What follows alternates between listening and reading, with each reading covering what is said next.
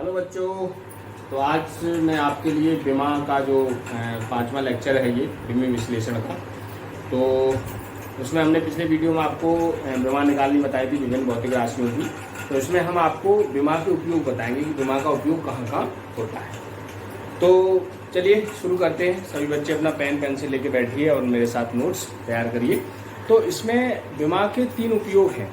बीमा से क्या क्या किया जाता है ये मैं आपको आज बताता हूँ। मैंने बोर्ड पर पहले लिख दिया है कि बीमाओं का उपयोग जो है वो निम्न 3 प्रकार से इसका उपयोग होता है।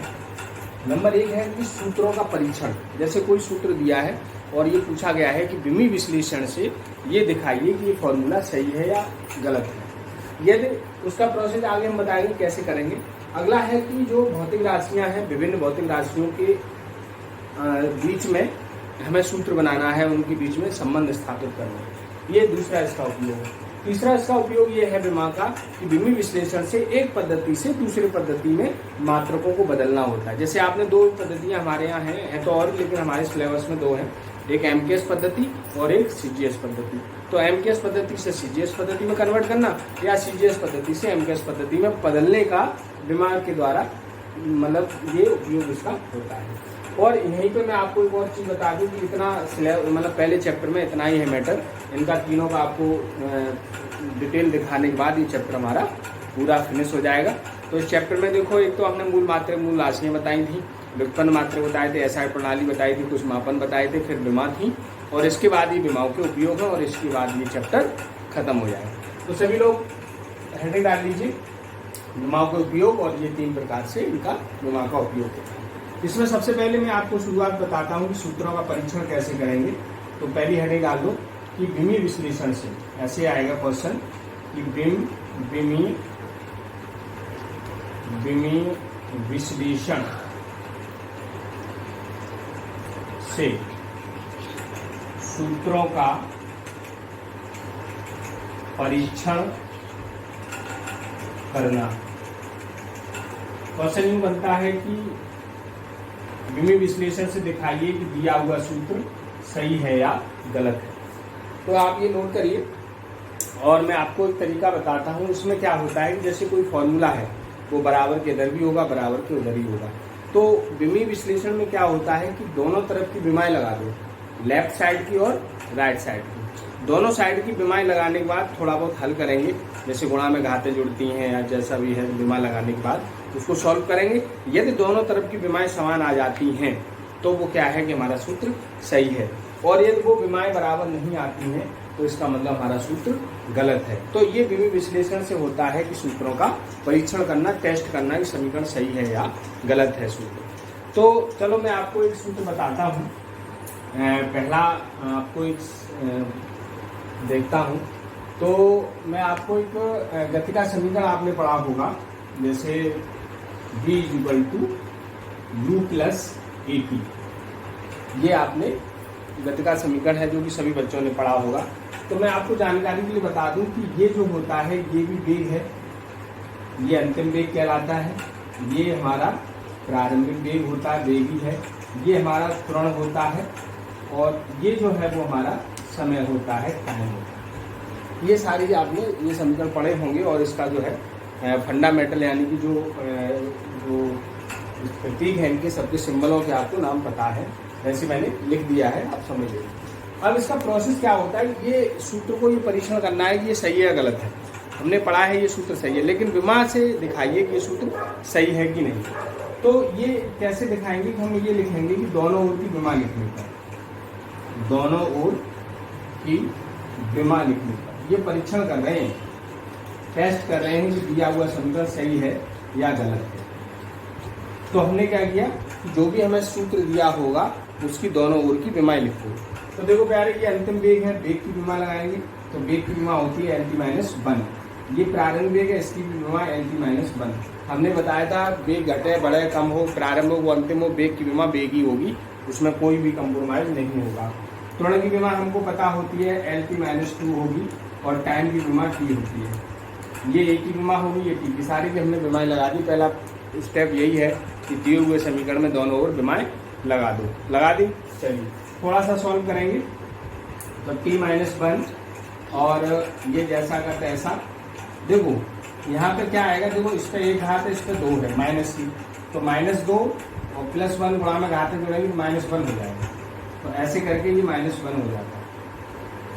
तो t-1 और ये देखो 1 और 1 2, एक मच्छर और एक मच्छर ये सेम है और प्लस हो रहा तो ये जुड़ जाएंगे, तो जुड़ने का मतलब 2 हो गया। तो 2 LT-1 LT-2 है, LT-1 प्लस LT-1 तो कितना हो गया 2। विमा में एक हमेशा ध्यान रखना, कांस्टेंट का कोई मतलब नहीं होता, 2 4 6 10 20 की संख्या का कोई मतलब नहीं होता, इसकी कोई विमा नहीं होती है, तो इससे हमें कोई लेना देना नहीं। तो आप देख रहे होंगे दोनों ओर की विमाएं कैसी आ गई, समान आ गई, तो यानी कि LHS बराबर RHS। इसका मतलब क्या हुआ कि दोनों ओर की विमाएं कैसी हैं, बराबर है। जब दोनों ओर की विमाएं समान आ जाए तो समझ लीजिए कि हमारा सूत्र सही है। तो आप क्या लिखेंगे कि दिया हुआ सूत्र सही है, दिया हुआ सूत्र कैसा है, सही है। ये परीक्षण होता है, जो समीकरण दिया है मैं आपको एक बार फिर बताता हूँ, जो भी फॉर्मूला दिया है, जो भी समीकरण दिया है, उसके दोनों ओर क्या करते हैं, हम विमाएं लिखते हैं और दोनों ओर की विमाएं पे थोड़ी सी सॉल्व कर लेते हैं गुणा में, जैसे हमने यहाँ सॉल्व किया है। और सॉल्व करने के बाद ये देखते हैं क्या दोनों ओर की विमाएं समान आ गई या नहीं। यदि दोनों ओर की विमाएं समान है तो हम नीचे लिख देंगे कि हमारा दिया हुआ सूत्र सही है, और यदि नहीं है तो वो हमारा गलत है। तो फटाफट नोट कर लीजिए। चलिए मैं एक और दूसरा आपको बताता हूँ, जैसे है आपका S बराबर ½ AT²। ये S में आपको बता दूं दूरी होती है, और A ये त्वरण है, और T हम लोग जानते हैं समय होता है। इसका विमी विश्लेषण से इसका परीक्षण करना है कि ये दिया हुआ सूत्र जो है वो सही है या नहीं है। तो बच्चों फिर वही पुरानी बात कि दोनों ओर की हम विमाएं लिखेंगे, सॉल्व करेंगे, देखेंगे कि क्या हमारी दोनों ओर की विमाएं समान आती हैं या नहीं। यदि आती हैं तो नीचे लिख देंगे कि हमारा दिया हुआ सूत्र सही है। तो चलिए शुरू करते हैं। तो दोनों ओर विमाएं लिखेंगे, दोनों ओर विमा लिखनी। तो जैसा कि हम लोग जानते हैं कि दूरी की विमा L होती है, दूरी की विमा L है।